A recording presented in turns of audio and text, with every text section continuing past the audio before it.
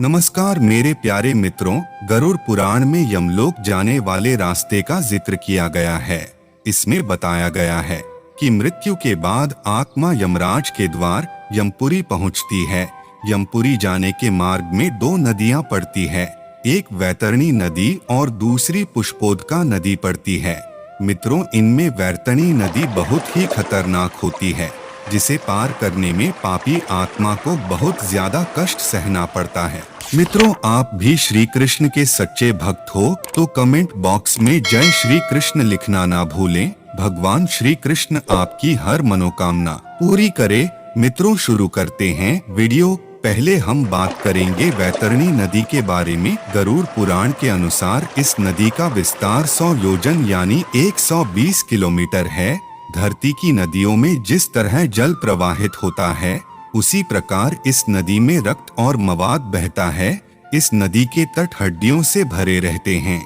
जब यमदूत इस नदी के पास पापी मनुष्य को लेकर आते हैं, तो नदी पापी इंसान को देखकर गर्जना करने लगती है। नदी में बहता रक्त खौलने लगता है, जिससे पाप करने वाले व्यक्ति की जीवात्मा कांपने लगती है। इस नदी में मगरमच्छ तीखे मुंह वाले होते हैं, मछली जैसी चोंच वाले गिद्ध रहते हैं।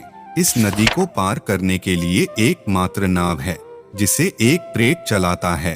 यह प्रेत नदी के तट पर पहुंचकर पिंड से बने शरीर में बसे आत्मा से पूछता है कि तुम्हारे पास ऐसा कौन सा पुण्य है जिससे तुम नाव पर बैठकर नदी पार कर सकते हो। जिस व्यक्ति ने जीवन में गाय का दान किया है, उस व्यक्ति को प्रेत नाव पर बैठाकर नदी पार करवा देता है। शास्त्रों में दान को वितरण कहा गया है। दान रूपी पुण्य से इस भयानक नदी को नौका पर बैठकर पार किया जा सकता है। इसलिए इस नदी का नाम वैतरणी है। जिनके पास दान रूपी पुण्य नहीं होता है, उनके नाक में कांटा फंसाकर यम के दूत नदी के ऊपर से खींचते हुए ले जाते हैं। नदी में जीवात्मा के पिंड से बने शरीर को नदी में मौजूद भयानक जीव काटते रहते हैं, जिससे जीवात्मा बहुत जोर जोर से चिल्लाते हुए बड़े ही कष्ट से पापी आत्मा इस नदी को पार करती है।